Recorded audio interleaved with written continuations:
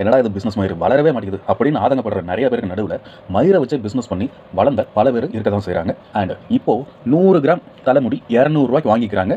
அதை வச்சு என்ன பண்ணுவாங்க? விக்கு தான் பண்ணுவாங்க.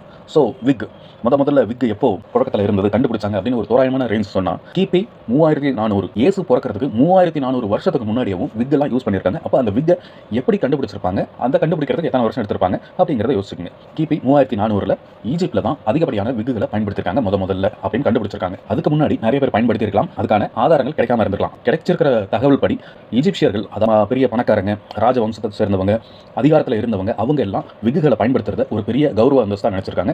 இப்போ வரைக்கும் யூஎஸ்ல கோர்ட், அதாவது நீதிபதிகள் விக்குகளை, அந்த வெள்ளை கலர் விக்கை பயன்படுத்துறத வழக்கமாக வச்சிருக்காங்க சில கோர்ட்டுகளில். ஏன்னா அத்தாரிட்டி, அதிகாரத்தில் இருப்பவர்கள் கௌரவத்துக்காக அந்த விக்குகளை பயன்படுத்துறாங்கன்னு சொல்றாங்க. விக்குகளில் பல டைப் இருக்கு. Remy human hair, synthetic hair, capless wigs, lace front wigs, monofilament wigs, full lace wigs, 100